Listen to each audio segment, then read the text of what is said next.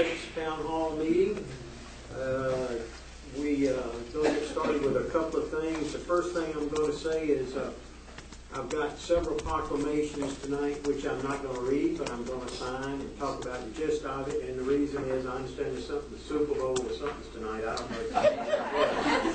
I don't follow that stuff, but my vice mayor does, and he's already been kicking me tonight. So move on.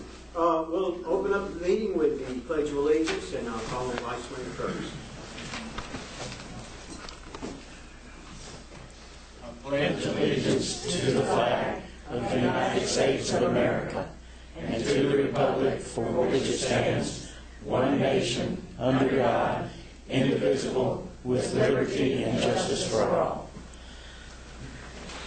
If there's anybody that wanted to speak at the public session, you need to get signed up on the sign-in sheet before we get too far along here. The first item of business is the adoption of tonight's proposed agenda, and we do have quite a lengthy agenda, and I've got several proclamations which I am not going to read because of time, but I will be signing them, and we'll talk about them a little bit. Does anybody want to make a motion to adopt the agendas presented? Okay, no changes. All in favor?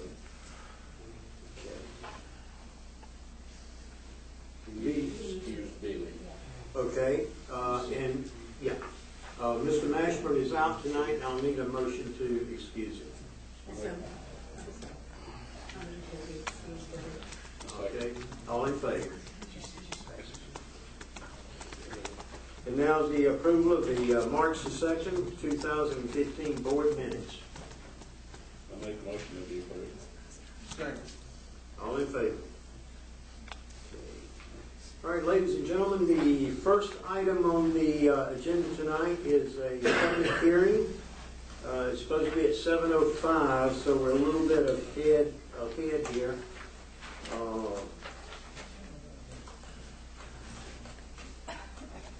This is for the rezoning petition for 3 parcels of land on Fowler Road. Let's see here. Is anybody signed up to speak on that? Yes. Wait a minute. Oh, okay. Okay. There's two sign-up sheets. Norrell, are you speaking on the public hearing for the 3 parcels of land? Yes, sir. Okay. You're first on the list. Thank you, Mr. Mayor and Honorable Aldermen. I will come right to the point in view of the need for speed. There is a very flat area on the right-hand side that would be the western side of Siler Road. I urge you to go out, look at it, and realize that a restaurant located there with large view windows would be one of the most attractive facilities the town could boast. The view is magnificent, and it's far enough from 441 not to be overly noisy. So that should be something that should be saved for the future. The other aspects of my address are regarding safety on the road. And I know this is oriented around the zoning, but I'd like you to be very aware that if you are exiting Siler Road onto 441, as you know, you can go straight across to the shopping center or take a left, and there is a dedicated right-hand turn lane. I have talked to the people at the state about the fact that on Norrell, if we're getting away from what the purpose of the public hearing is, it's so relevant to your rezoning that road, though. Okay. As I said, for safety, and I will be very succinct. Okay. There is a large portion that is just mud now, and I've urged the state to pave that because the backup on the right-hand turn lane is always huge. As the people wanting to go straight restrict the ability to go right, and if they widen that, that would ease that burden. At the opposite end, when you were going into the SCC campus, there is a driveway to what used to be a house, but it's now gone. And I spoke to the county commissioners about 6 months ago, so they've probably forgotten at this point.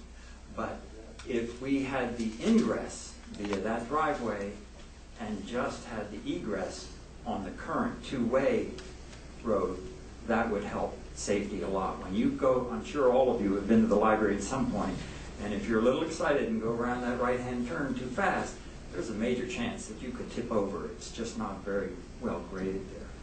The last point, this map is much too small for you all to see, but right here, and you all have been on Silo Road, I'm sure you know where I'm talking about. There's a very sharp curve. It's about 80 degrees, and for a long time there was a trench because a truck had gone through, and now somebody has put a lot of dirt and rocks in piles, but they haven't evened that out. I'd like you to consider, if you do get the rezoning done successfully, petition the state to straighten that curve, not make it as sharp. Thank you, ma'am. Mr. Stinger, Larry Stinger.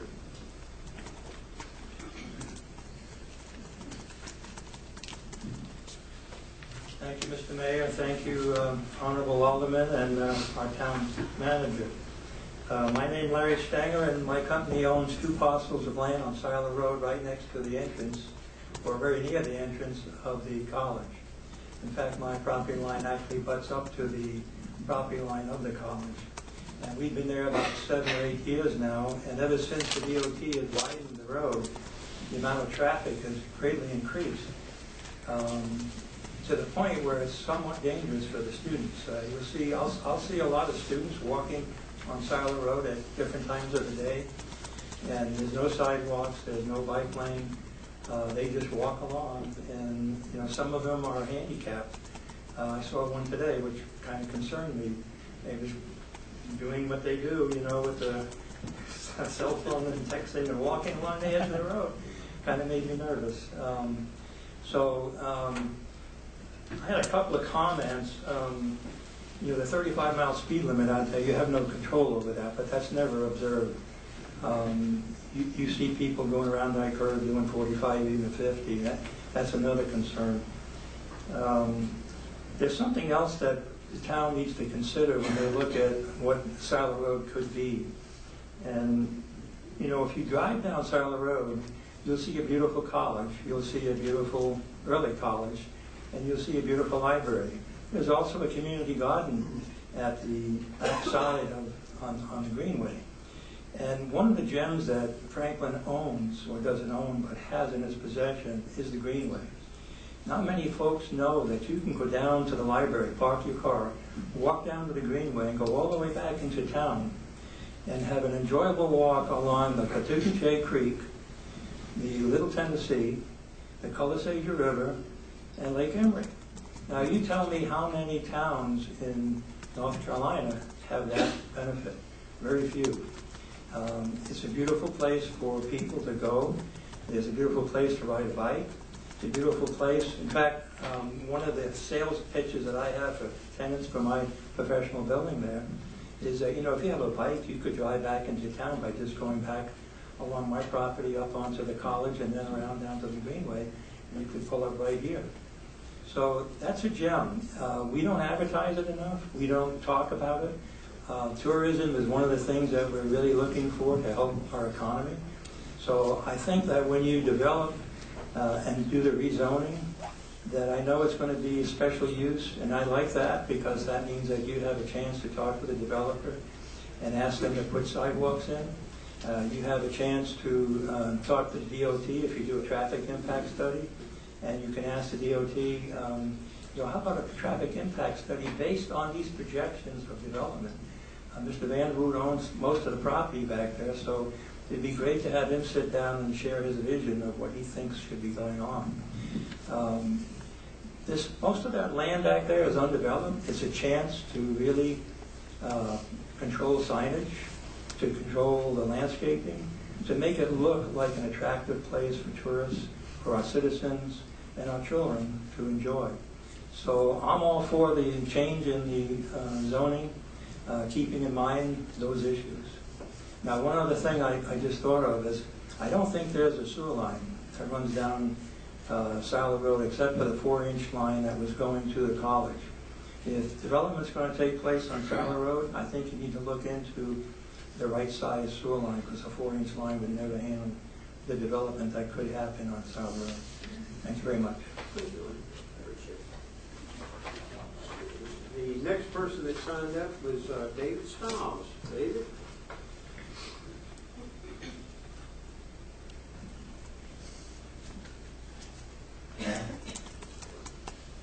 Good evening, Mayor and Aldermen. Appreciate you guys having this meeting. As you know, I've been on that road since 1993 myself. In the last few years, I have moved up into Tennessee. I requested this potential moving about 6 years ago, and it was being moved as commercial, special use then. I think it's the way that particular area was going to go. One thing I think we ought to be considering as we go, even though it's going to affect all of us, is we know this road's going to have a higher impact in time on it. I think we ought to look at possibly as we developers, even including my 10 acres there, that we plan on needing to widen the road in the development, not just let them develop to that road, go ahead and do some pre-planning. I know that affects every one of us. It takes land short term, but in the long term it'll benefit the community by not having to go back and redo. I think it'll be, that area kind of calls for a commercial and high density use. One concern I do have is, is water erosions in the area, because all that is not flat land. I've been a builder here for 28 years. I'm no longer. I moved into Tennessee, but I still have the land there. So stormwater effects can be tremendous in there because it's not a flat terrain. The one particular thing I'm thinking about, like Mr. Dill's driveway, is trapped in between the two different tracks, and that's only egress and he has there. So in our planning, we need to really think about how to protect what's there also. Because if the development's going to happen, I think it is something that will be needed to benefit our community. Even though this will be my last track here. I'm not sure, but I think you've got water and sewer over on Sunday Drive also. Is that, I know there's water there, but I'm not positive there's sewer line back there. But it's also, that's a potential too of tying through on part of it. Is that I know there was a comment about 4-inch line. There is a water line that ruptured one time 10, 12 years ago back there. I do not know if the sewer comes on it. In an old map, there's also a drive where Sunday Drive was going to plan to come up to South Road. That's something I think because of the density, it wouldn't hurt to have another access there. It showed it run right down the edge of my boundary there. Years ago, as an old map, it still shows that as a city road, but it never was complete. It's something, that would benefit the area, because I think we're bottlenecking in there with the community. So I am for this, and I thank you very much for the opportunity. Good to see you. Okay, that's all that is signed up for the public hearing. Mr. Setzer, did you have something to add? No, I'll do it during the Okay. city. All right. No one else here to speak for it. I'll consider a motion to close the public hearing. Didn't think I did something wrong. All in favor? We're just freezing. Okay, yeah, Danny, you can run that air conditioner. It was still hot, now it's cold. So I'll turn it back up. Well, it's town property, what do you expect? Okay, we're moving right along.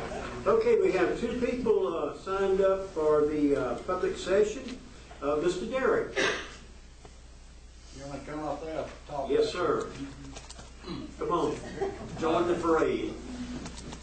It's just again, you gotta learn how to play.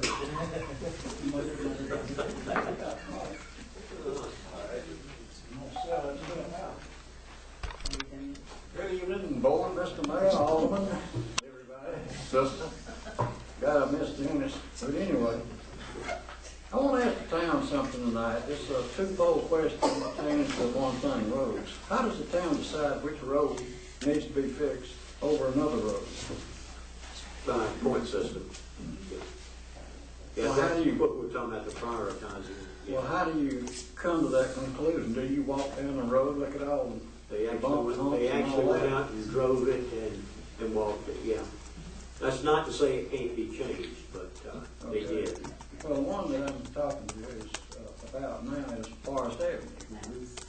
It's about not kissing a mile long, but close. You got something right at close to 29 houses or 23 houses. You got a child's nursery there, and you go down that hill to the right on that road, and you got an old folks, excuse me, I can say that, I'm 78. You can, elderly people, they live down there, and I don't know how many units are down there, there might be 24, 26. And it's a well-traveled road. But if you get on it and go down there on your car, you got there's one place where the water main goes across the road. And when you go across, it's like this, and every time I go over it on my moped, I have to stand up. And you got to throw that in. That's the truth. You got holes in that street. You got places where people have made their own sidewalks so they can put their own vehicles up there. And I was told years ago that there was money allocated for forest edge here. But then Maple Street came into it. And that was a nice one. Let's do this if that's all right. If you'll call me, you and I'll go ride and look at it, but not on the moped. I'm sure you got two of them. All right, I'll take you up on one. Do you put this up on a higher agenda, or how do you do it? Not really. Yeah, go Can I ahead. touch on that? The town planner and I actually went around looking at some streets that were on the prioritization list this year, and Forest Avenue really does need to be addressed, and we looked at actually possibly moving that up to be in, and I know Ms. Hanley and I have talked as well as being maybe number 1 or number 2 on their priority list this year, because what you said, it is in terrible condition. When do you think that'll be done? Hopefully, since the asphalt plants have opened back up, hopefully maybe by this fall, if not sooner. Well, good. You got 10 pounds of deer meat coming. Thank you. Ms. Boots, Debbie, welcome. What can we do for you? I thought I would be going last, so I don't want to take up too much time. I have something to give to each of you. And then I'll just go over it quickly.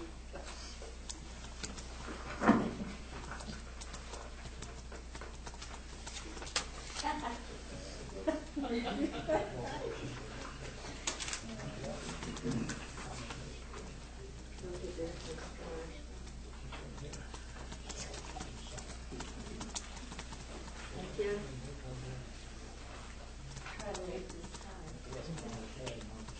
My name is Debbie Boots. I don't live in town, but I, of course, come to town pretty every single day.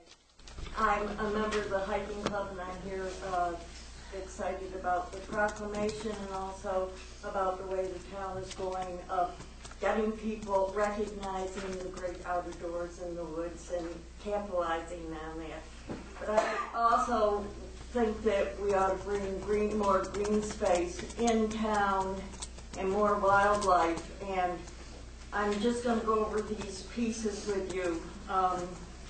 It's the creating the wildlife habitat, and you can see that Warren Wilson did it, and already the garden club at Clock Tower has just created a wildlife habitat, and they have their sign up, and I would love to suggest that the town honor them for doing that, because the garden club has done wonderful things for wildlife habitat. And I stopped at the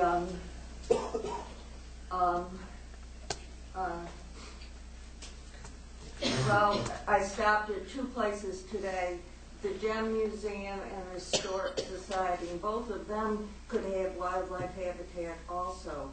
We worked with this with Rickman's store, and I really would like to expand and go perhaps different businesses to create these little wildlife habitats. You just need 4 little things: cover, water, plantings, and we could sort of immerse Franklin in little wildlife habitats.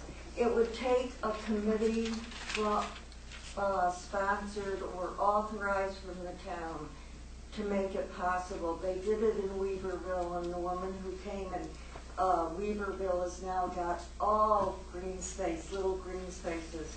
And she said we couldn't have done it unless there was somebody in the town board who was interested.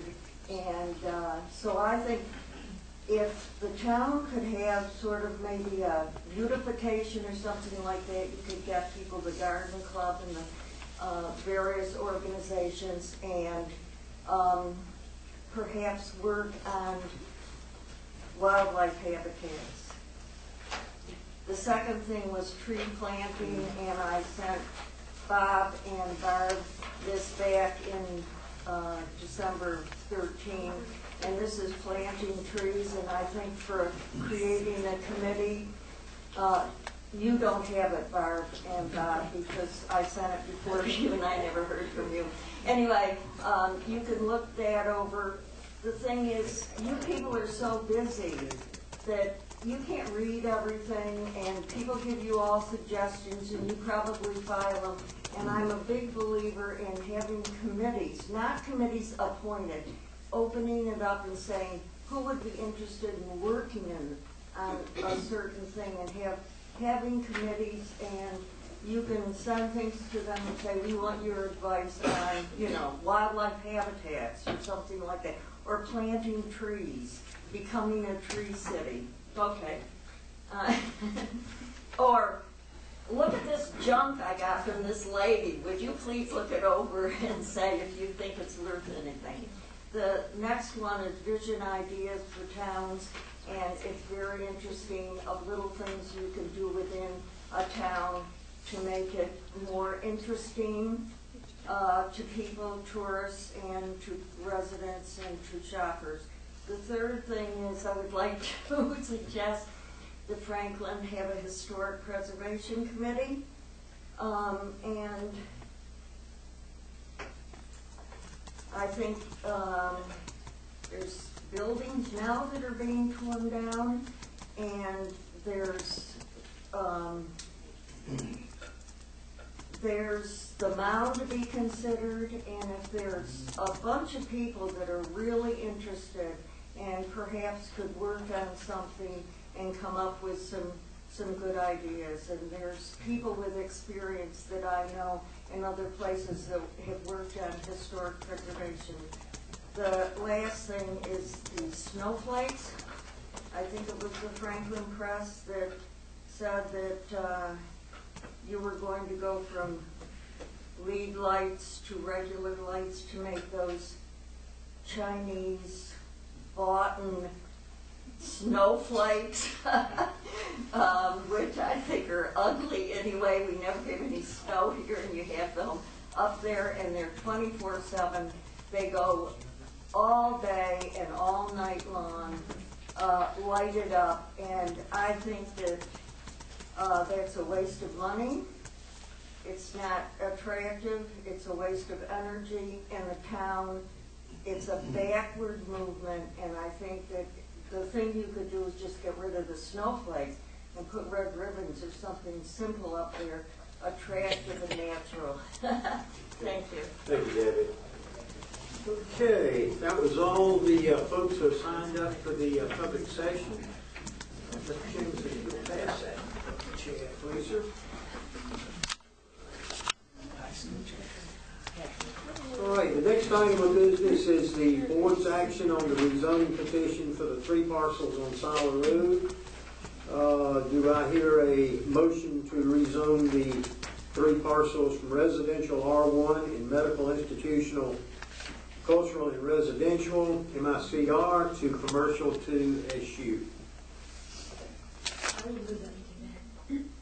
Make that motion. Is there a second? A second. All in favor? Okay, Counselor, was that what we, okay. All right, ladies and gentlemen, like I said, I have some proclamations to talk to you about. And the first one is a proclamation for, I'll get there in just a second.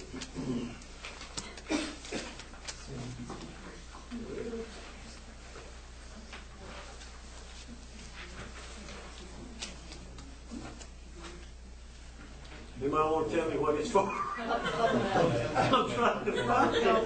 Oh, here it is, here it is. No, it's the Public Health Month proclamation for the weeks of April the 6th through the 12th, And this is National Public Health Week, and the theme is Healthiest Nation 2030. Do you want to comment on it? Yes, thank you for letting us come before you today. April is the time when the health departments across the state of North Carolina celebrate Public Health Month by giving information about the role of public health in the communities. And this year's theme is Healthiest Nation 2030.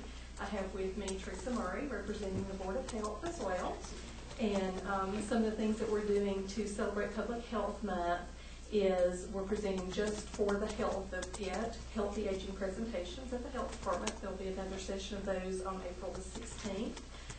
We're also, during the month of April, we recognize a public health hero, volunteer in the community that gives exceptional contributions to public health. And we are also doing a virtual Appalachian Trail hike, encouraging use of Appalachian Trail. So those are a few of the things that we're doing in honor of Public Health Month. And I'll leave some flyers if anybody has any information about Public Health Month and about the virtual hike, and or they can visit our webpage or our Facebook page. Thank you so much, Teresa. It's good to have you with us, too. Did the Medical Press want to get the picture of our sign list? I didn't see anybody jump up, so. Mr. Mayor, they want to get a picture. Oh, good. All right. Come on up here.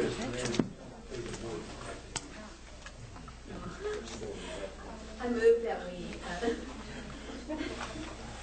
that the mayor do it on us to sign this proclamation. Do I hear a second? All in favor? Joyce, all in favor? Oh, sorry. We really ought to charge y'all for this show you're getting tonight. All right. Okay, y'all keep going. Thank you so much. We're so sorry for the confusion there. Okay, thank you. And the next proclamation is Neuropathy Awareness Week, which is May the 11th through the 15th. Do we have anyone here speaking for that? Neuropathy, yes. Okay. Do I hear a motion permitting the mayor to sign it? Motion. Second? All in favor? Okay. And for the news media, these are all in your packet tonight. Okay. And the next one is the Appalachian Trail Partnership Renewal, and this is where the town of Franklin and other folks around town work with the Appalachian Trail, Conservancy to make sure that we maintain our Appalachian Trail membership. Is anyone here tonight to speak to this one? Bill? Mayor Scott, I'll just say a couple of words. Obviously, you've been personally involved as Patty. The town was recognized. In fact, it was the first community designated out of now 37 communities back in March of 2010. 5 years has gone by. The Franklin Appalachian Trail Community Council worked on the form to submit the form, and I guess you have a letter of transmittal that'll be going forward. And we're looking for the formal renewal of that partnership to happen at the banquet during Biz Week of this month. Okay. Answer any questions if anyone has. Okay, Bill, don't go away yet. We've got one more Appalachian Trail, unless there's someone here for the second proclamation. All right, Mayor Scott. Well, I've got to get a vote here. They've already reminded me. All in favor of allowing me to sign this proclamation? Or make a motion first? I'd like that motion. Second. Thank you. All in favor? Just a second, Bill.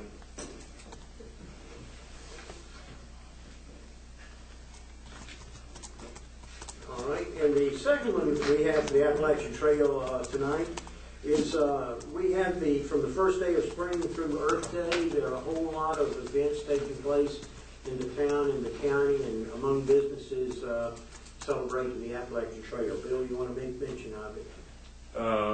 Mayor Scott, just as you reiterated, the Franklin Appalachian Trail Council decided this year, instead of focusing all our efforts on one particular weekend and maybe the weather caused an issue, the council decided to spread the events out.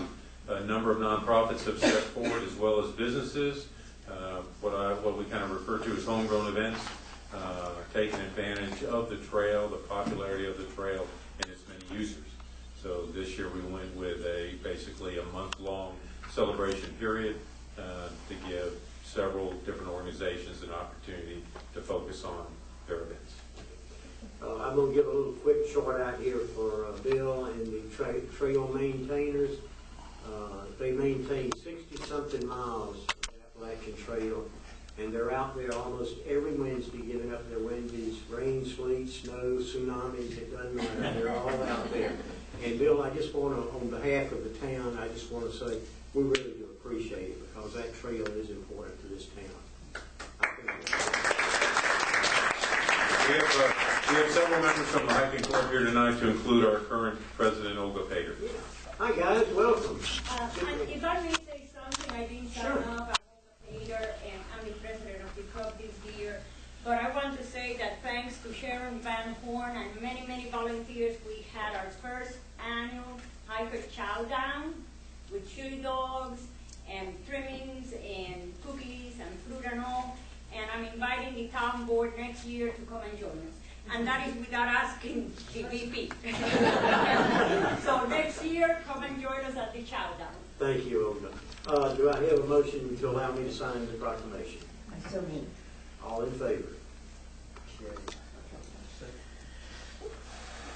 Well, you know, I understand there's some discussion whether a second is actually needed or not on motions anymore. Okay. All right, let's see, let me check off 4 proclamations there. All right, the next item of business is a presentation from Duke Energy. Lisa Leatherman. Welcome, Lisa. Thank you. Good evening, Mayor, council members, town manager, and staff. Appreciate the time, and thank you for letting me be here tonight to talk to you about hydrilla. Duke is responsible for the management of 39 reservoirs in North Carolina and South Carolina. 11 of those reservoirs are here in what I still call the Nantahala area. In 2014, a survey of Lake Emery was completed and found an approximate 9-acre stand of hydrilla, mainly in the shallow water Rabbit Creek Delta. And that's approximately about 5.5 miles upstream of the Franklin Powerhouse and Dam. You have some handouts there. Let me get to the one on top has Lake Emery as the title. If you'll look, there's 3 colored pictures there. The first one is colored in pink, and that indicates the pink lotus. And the dots on the map indicate the location of the pink lotus. The green highlighted photograph is hydrilla. The green dots show where the hydrilla is present. And the yellow encased photograph is that of the Amazon lily. And the yellow dot, there's only one, shows the location of the Amazon lily. The red dashed lines show potential habitat. And I'm going to contradict myself as I go on through my presentation, but that is potential habitat strictly based on shallow water. And the second map you have there is contours of Lake Emery.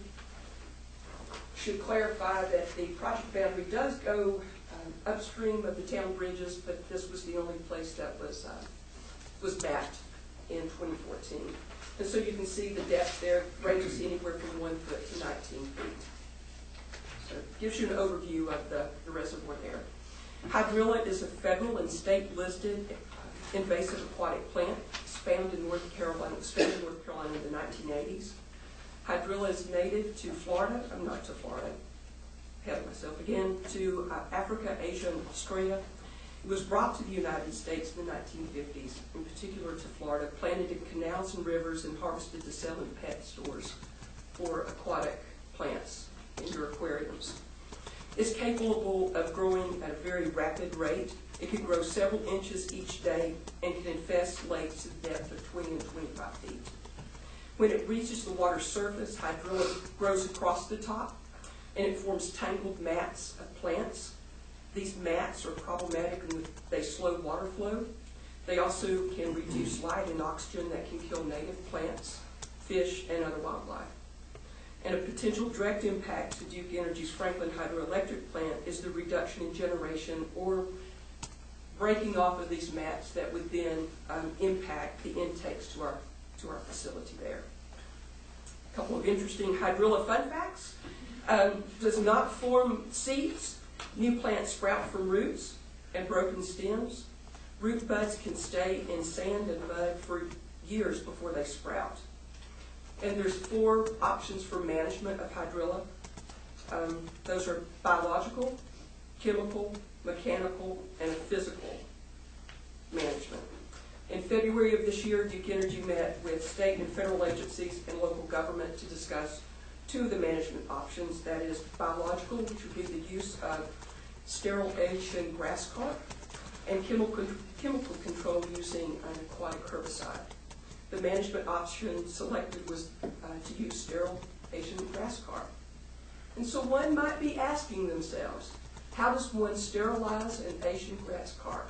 And I'm here to tell you the way it's done is that the Asian grass carp eggs are pressure treated to render the fish sterile.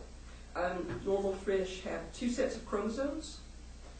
Sterile grass carp have 3. And the fish are given a blood test to make sure of their sterility. Yes, this is rather serious because, in essence, we're also introducing an invasive species into the reservoir. But one test is made at the hatchery in Arkansas. The second test is performed by the U.S. Fish and Wildlife Service.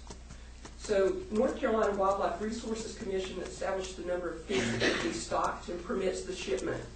And Duke has requested and has been approved to stock 140 Asian grass carp this spring, late spring, early summer in Lake Emery based on the estimated 9 acres of infestation that we have.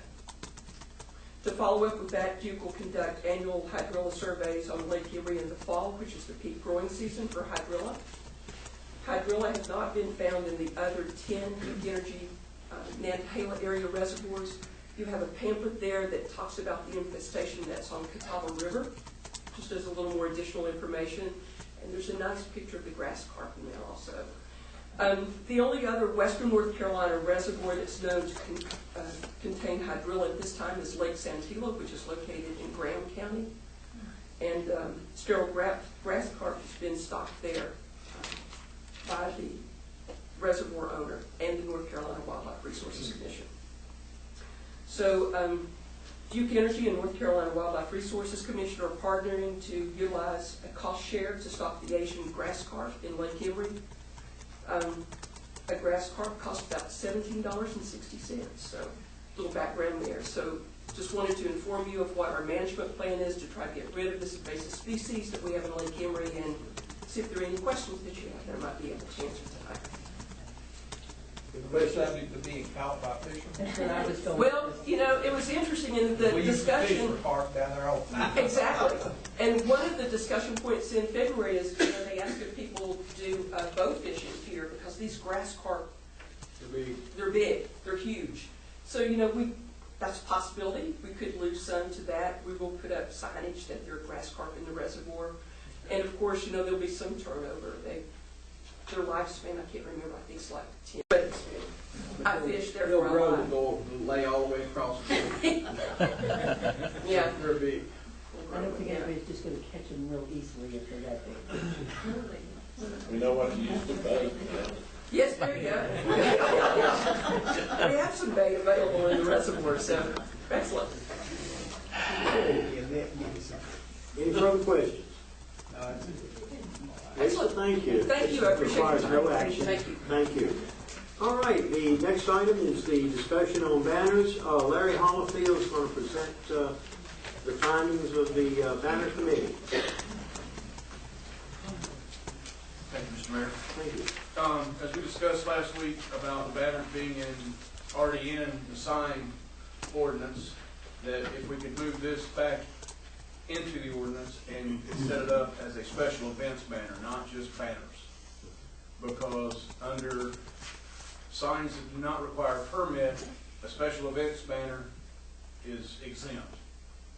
But I recommend, in order to face John's concern about you guys having to decide every single banner, you know, and you have your 4-hour meetings on the night of NCAA, is that you created the permit process and let Justin make the decision.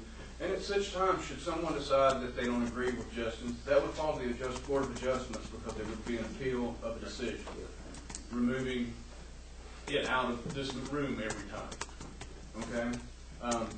Forgive me for my mess up on the first line. As I've given you the definition of a banner and the permits required section, basically what you would do is create an item called special events banner, which would be defined by the town attorney, I would assume, or the town planner. The banner should be made out of lightweight, windproof material, as we discussed previously. Propose that the added community event sign required permitting, I just went through that, I got ahead of myself. And who can apply would be not-for-profits and groups of businesses that plan a special event, sort of like the Trail Days Chow Down. So you can get more response to that. I didn't even know anything about it, but it's because I'm not a hiker. But if I, saw something, I might go, I want to see what this is. And another example is the St. Patrick's Day event that we had on Stewart Street in March. No single business would be able to advertise on the banner. We're not going to have Larry's Computers 10% off or anything like that. How long? I would say not to exceed 2 weeks and no longer than 3 days after the event. That should give you plenty of time for advertising your event. And it also gives you something to plan for instead of getting it up, 6 months ahead. And it also alleviates the problem of events falling on the same day. And that's going to happen. It's inevitable that not everybody goes to the same event all the time. The location would be a single location that would be closer to the second crosswalk on Main Street, which takes it right off the top of Town Hill, but it does give you time to view it from roughly the Town Hall up until about Wells Fargo Bank or somewhere in that area. And nothing's been fleshed out about that because we have to go to DOT. Once we get permission and put that together, then they'll have to give us permission to be able to do that. The banner will stay at a height of about 20 feet, which should clear all your tractors and trailers unless they're bringing in a wide load. Any questions? Any questions of Ms. Caulfield? No, I was worried about the height, but if you say that's what a semi is, because I've been Yes, seeing it's big about- semis lately coming up Town Hill and using them come through town. Right, they're roughly 18 feet. But most of your bridges around here, the interstates and things like that, have 18 to 18 and a half feet. And I think DOT approval is going to take care of that. DOT gives the blessing of this sort of general regulations. Larry, I want to thank you for your hard work. I think the town for working with Matt them. and Tom, yeah. Well, Matt and I unfortunately just talked on the phone, but we still have to work for a living. Right. Right. All right. If there's no further discussion from the board, Council, I believe you have a motion to bring before the board concerning the banner. I certainly can, Mr. Mayor, but I think the next step is to have a draft sign ordinance regulation that is along the lines of what's presented here. I don't think we're ready to do that yet. I need to bring it back to you next meeting. Do you mind if I argue with you just a minute? Of course, I'm the presiding officer, so I'm going to. Folks, I'm not sure that this really needs an ordinance. I think just a simple policy, as has been presented by the banner committee, will suffice, and it gives us the ability to take this on a case-to-case basis. And we still have control over it. And if someone wants to appeal, they can go to the Board of Adjustment. If they don't get any satisfaction then, they can come to the town board. And I think that we have battled the banner wars long enough. And we've got several events that are coming up, and I just hate to see us wait another month before we can hang a banner on Main Street. Now, that's just as mayor, that's just my feeling. Does the board feel otherwise, or how do you feel about it? Well, I mean, they've not picked the location yet, so how can you prove that it's going to be one location that will always be used? So how can you prove something if we don't have exact. Well, there again, that's putting the cart before the horse, because if I'm getting permission for a location, I still don't know if you're gonna do it. And that's kind of all I'm. Then, you know, an action to commit to moving forward with that is fine. Yes, absolutely. I think General it's time to move approval forward. I think we all agree that we're gonna let it go through, but I think we have to have something to vote on, that's something. I think though, personally, it ought to go through the sign ordinance. Yeah. That way they won't have to bring it back before the board from time to time to give approval, and then it will be under whoever's the sign applicant responsibility to get the location where it's going, secure it, have it right and present it to the sign ordinance. How long will that take? To What he is draft saying, it, yeah. the process, it should be like any other sign ordinance matter. It's an application process that if they've got everything in order and done their homework, it takes Justin long enough to sign his name on it. And Mr. Mayor, that's also to Alderman Curtis's point, respectfully, if you want to take the process away from having to come back before this board, the way to do it is to let's define what we're talking about and get it in the sign ordinance. Then it will be a process. It doesn't have to come back. Well, that's my understanding of what Larry has presented to us. That it would go through the sign. You need to draft it into the sign ordinance to do that. And also you need to repeal the other ordinance, the streets and sidewalks ordinance that says no banners across streets. So I understand the need to have some sort of, signify that we are going to move forward with that. And the board absolutely can have a motion to give general approval to this and direct me to draft it in an ordinance and come back before you next month, so that I'm not saying we have to be stuck in the mud until we have a fully fleshed out ordinance in front of you, but I do think you do need to have that ordinance. The Mary can move forward, get the location, and then. Okay, well, I would like to see this on the agenda for board approval or disapproval no later than the next regular scheduled meeting of this board. And then we give an event such as Taste of Scotland time to do something. And since they know that you're moving forward, they go ahead and do their artwork and get things put together. And I can get with Justin and get to DOT to go, yeah, it's fine right here. This is the only place. And done with it. We've got several events already scheduled for June. Right. Not to mention July. Do we need to make a Pumpkin motion? Fest and everything under the sun. Right. So Mr. Mayor, I would suggest you entertain a motion to thank the banner committee for their work on this, to give general approval to the outline of a policy that they have brought to you, and instruct me to bring back an ordinance that will put it into effect. Okay, I'll entertain that motion. I make the motion. Is there a second? All in favor? All right, let's move on it. Thank you. Just don't let any moss gather on this stuff. It's been going on for several years. Okay, Mr. Setzer, you're next up. You're going to talk to us about setting a public hearing for special use permit. Yes, in the packet, we'll find a special use permit for the, on Priscilla Road. This is for the 60-unit housing development. Planning board has met and come back, and we now need to set a public hearing for in May to for the quasi-judicial hearing. Okay. Do I have a motion to that effect, or is there any discussion about it? You ready to just go ahead and set it? May the 4th? All right, I'll take the motion. Okay. I'm sorry, set a public hearing for May. May the 4th, 7:05 p.m. Is that the motion? That's the motion I have to make, somebody else get it. All in favor?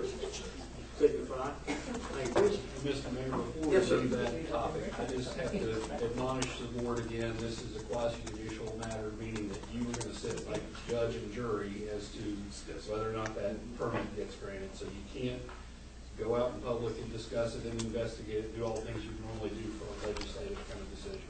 It's all got to happen at that hearing. Okay. And I have some information I'll give all board members.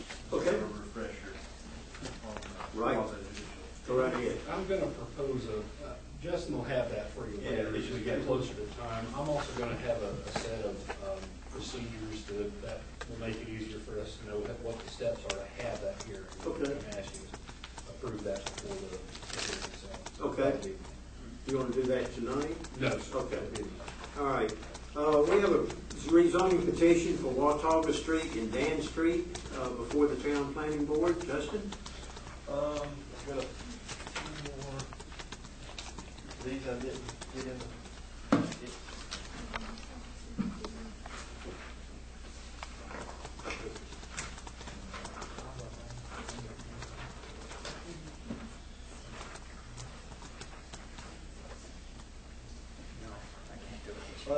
Yes, in your package you'll see a petition to rezone. This is approximately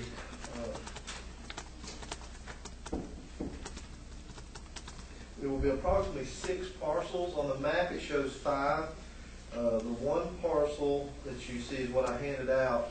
On the map it shows it as 1. It's the parcel that is along Dan Street in Watauga. And the property has since been split, and that's what I gave you showing the split.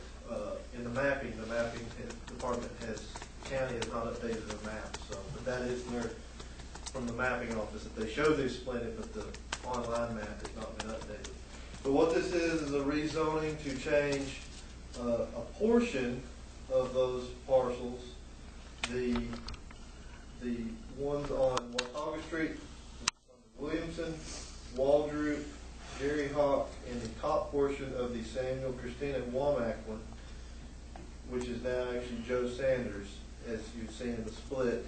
The top portion to neighborhood mixed use from R2, and then the lower portion of that parcel, the ones that is Joe Sanders, and the other part is split number 2 on your map, parcel number 2 to C2. Which will be taking all of Mr. Sanders' properties and all his properties into one zoning district, and then rent these other 4 to neighborhood mixed use.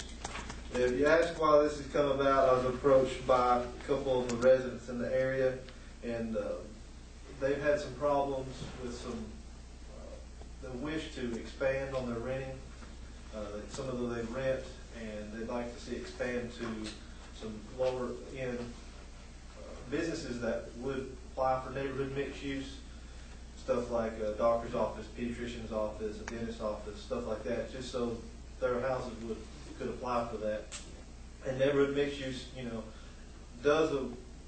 will allow some lower end commercial, but nothing major. We're not going to have a car lot or a huge restaurant or anything like that in the area. It's more just, it's in a sense what it's called neighborhood, just inside a neighborhood residential district. So that's what this petition is. You can see the map obviously there. The ones in blue are those parcels, and then you should also have the attached aerial as well. So what you need is a motion to forward this to the planning board. Mm-hmm. Okay. Do I hear a motion? I make a motion. Second. All in favor? Okay. All right, and while you're there, I understand we have a reappointment to the Town Planning Board and the Board of Adjustment. Yes, Mr. Peter Mosco is on our Planning Board and Board of Adjustment now. His term has expired. He has expressed his desire to continue his term on the Planning Board and Board of Adjustment. And you should see a memo in your agenda packet with term which would be starting, a new term starting as of tonight, and a 3-year term expiring April 6, 2018. Okay. All right, any discussion? Motion to the effect that we reappoint Mr. Mosco to the Town Planning Board. I make the motion. Okay. Okay, you'll second? Second. Okay. All in favor? Okay. All right, that's I think that wraps you up for a few minutes. All right, Ms. Wilkins, you say you have some tax releases?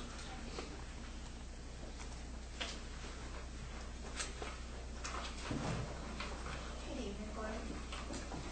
I have actually 3 tax releases to request board approval.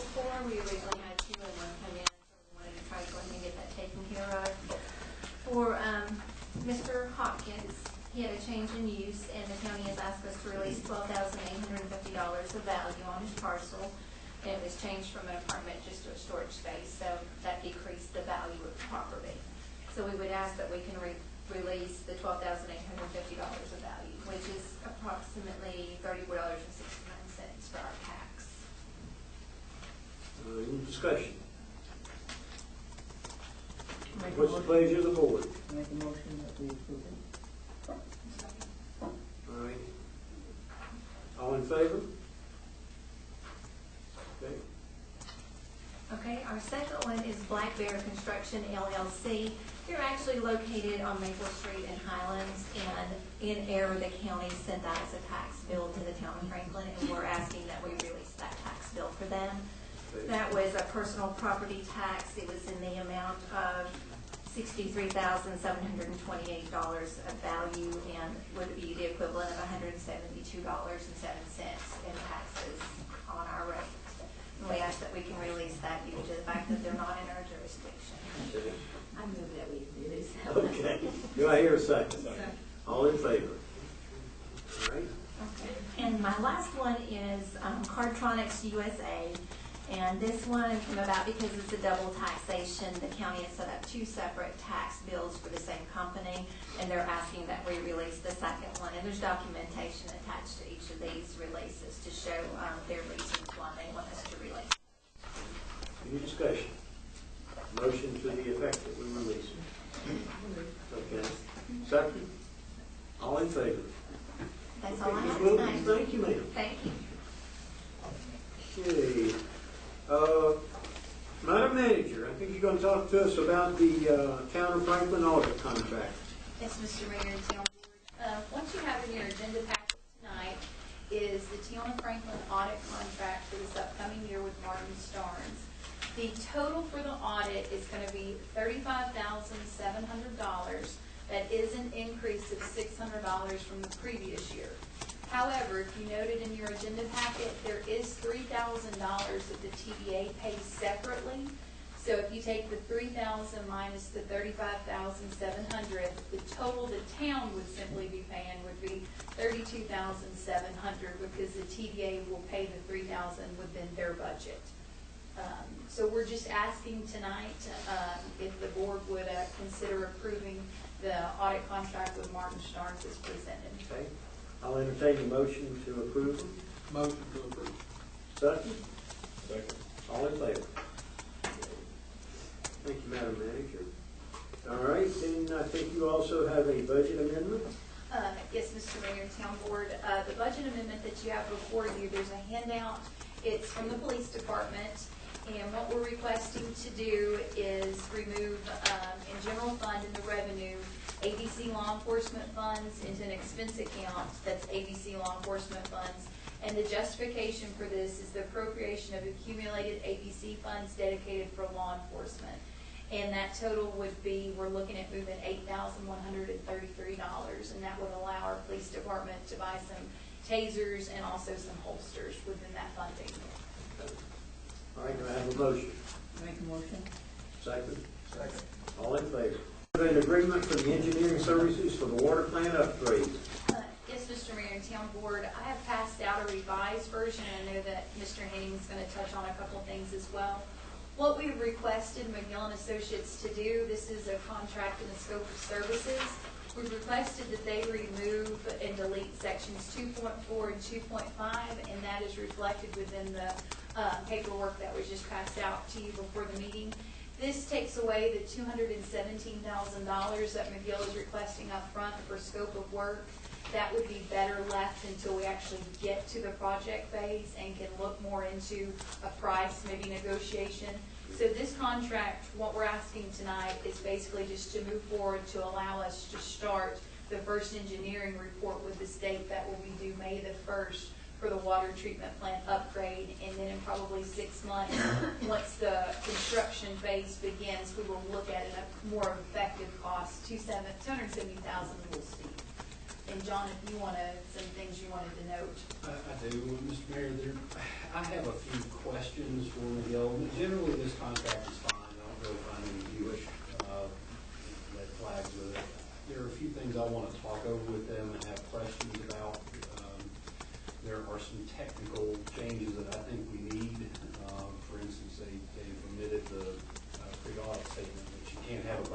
binding contract unless that's on there. So there's a few things that we need to get clarified, clarification from them on this, but I would suggest approval subject to technical corrections. And if there's anything material, we'll bring it back to you. So basically, you just want permission to do it and hash out some of these things that might have been overlooked, I don't know. Yes, sir. But I think that's very wise if we do that. So do I hear a motion to allow our counselor to proceed in that manner? But to generally approve the contract. And then generally, approve the contract. Second. All in favor? All right, and Madam Manager, we have a water line easement for Industrial Park Road.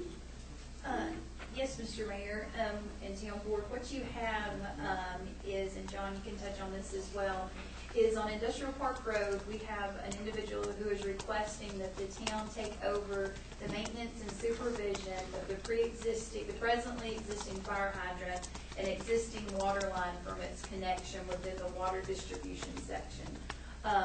Jay Gibson, the Public Works Director, members of our Water and Sewer Committee, we've looked at this for probably about 2 months now, and this would be very acceptable if the town board would consider it to take this over. It would be beneficial in the long term to grant us water access points.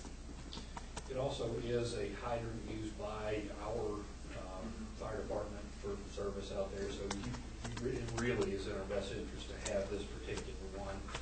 This is also a practice we're going to try to get into to clarify when we're going to take easements from extenders on. We have an extension policy, but it needs to include the fact that this board gets the last say on what the easement looks like when we take it, because the town's got to accept it. So that's part of the reason for this to be before you. And as Summer said, it's to our advantage to accept it. I recommend you have a motion to accept it as presented. Do we have a motion to accept it? Go ahead, motion to approve the easement request. Second. All in favor?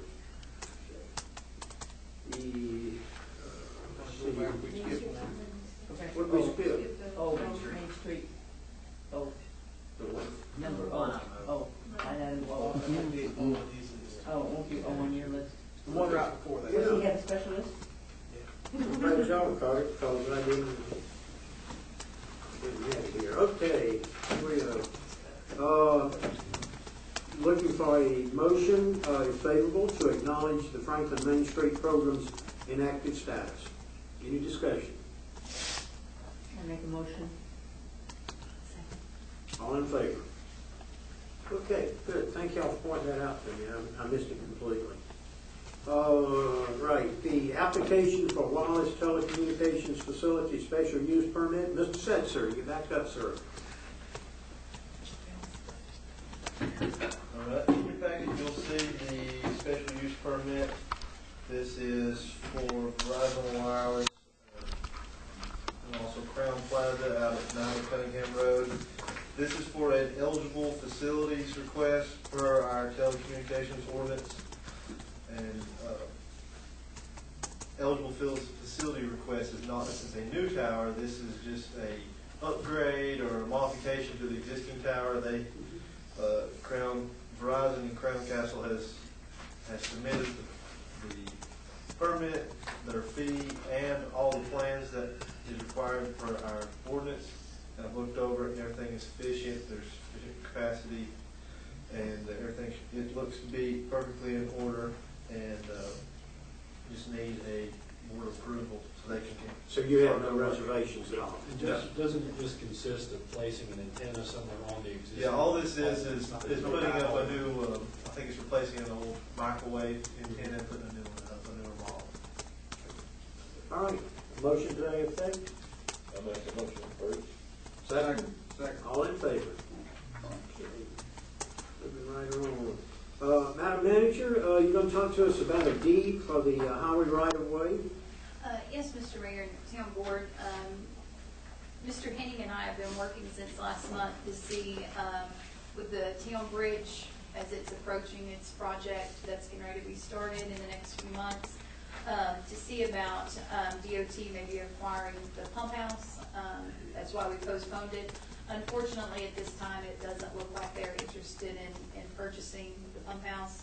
So it may behoove the board just to move forward. And John, if you want to touch on this, just to go ahead and accept what they're presenting. And we also explored the notion of doing a swap where they were taking all of the property in the common law. Now they're going to take all of that for, I don't know if they're taking it, maybe purchasing it, but they are going to need it all for construction needs, apparently. They may not, when the construction project is over, need all of it. It might be a time to talk about, let us acquire some easement property you no longer need.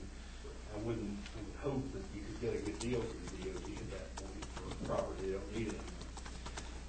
So that's something we can explore then. For now, what you would have if you passed a motion to approve the deed, and I have drafted a deed that is referred to in that resolution, to be to approve the resolution and convey the deed. We will accept, I think it's $1,300 some odd for a piece of property that would easily fit in half of this room. It's very minimal, not any big thing to talk about. It's just would be to our advantage eventually to swap out and have a new place for that pump station. So my recommendation to you is you pass the resolution and convey the property. Do I hear a motion? Motion to approve the sale to Department of Transportation, North Carolina.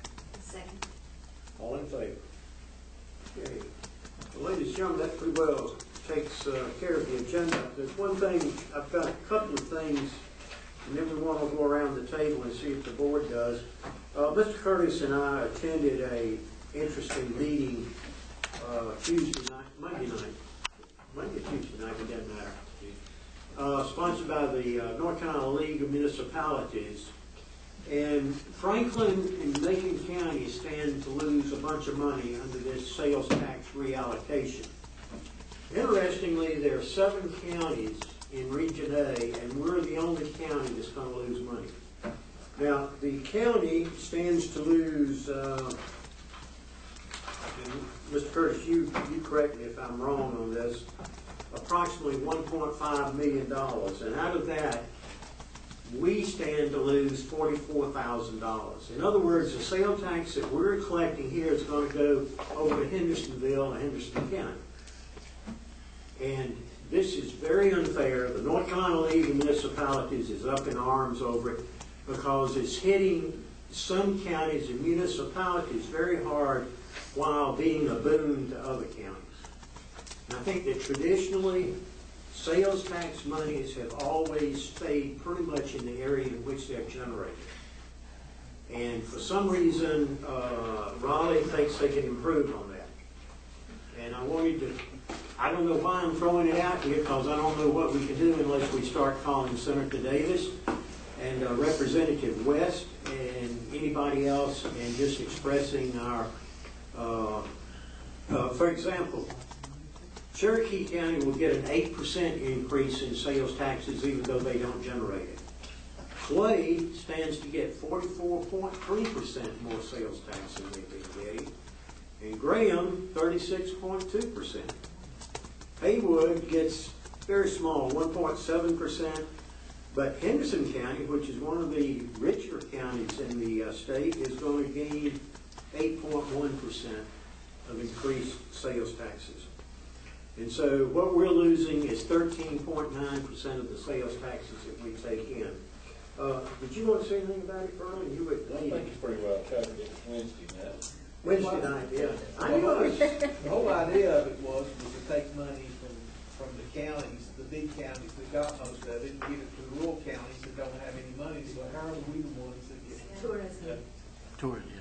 Because we have the tourists. It's redistributed on a per capita basis, and then so if you have fairly low population and a lot of your sales tax has been derived by tourists that come in, and then they're gone, you don't get any per capita distribution back.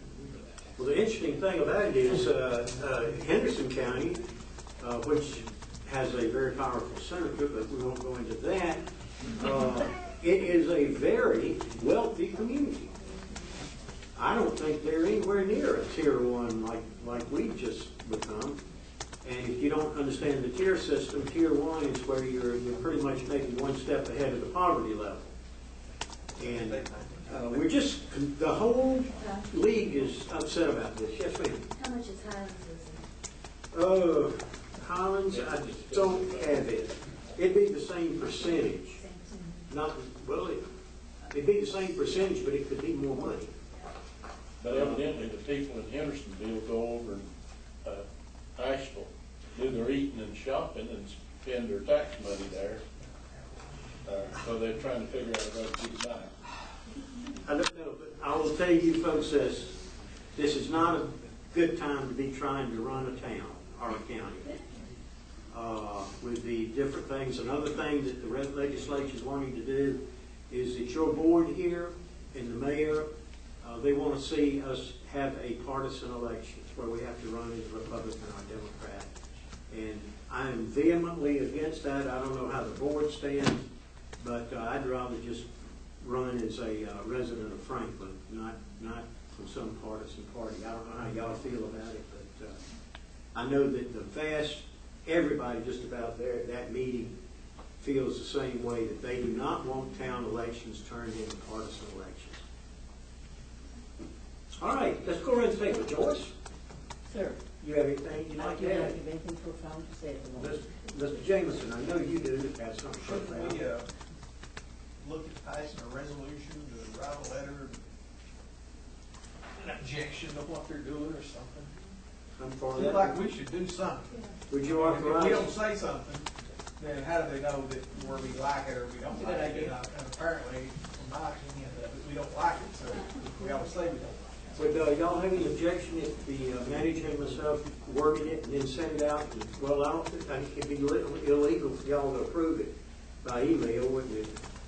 I mean, I don't know any reason you can't have a resolution right now. All right. Have a resolution. Okay. Authorize the mayor to Okay. express opposition to that. Opposition to these bills. Do I'd be it. happy to move that we do that. Okay. Unless you want to. Second. All in favor? All right, we'll draft it if that's agreeable to everybody. Okay. That's all I have to say. I'm glad you did. I'm glad you did. I hadn't thought about that. Patty? Oh, come on. Barbara? I just want to ask you one more thing about that. What does that translate to in terms of our tax base? How many points? You're gonna have to talk to somebody in the know, and that would be our madam manager over there. You know what that would mean, how much we'd have to raise taxes to get that amount of money back? 44,000 back. Oh. What did we get with the 2 cents? A 2 penny increase gave you 120,000. So a 1 penny, maybe a half cent probably.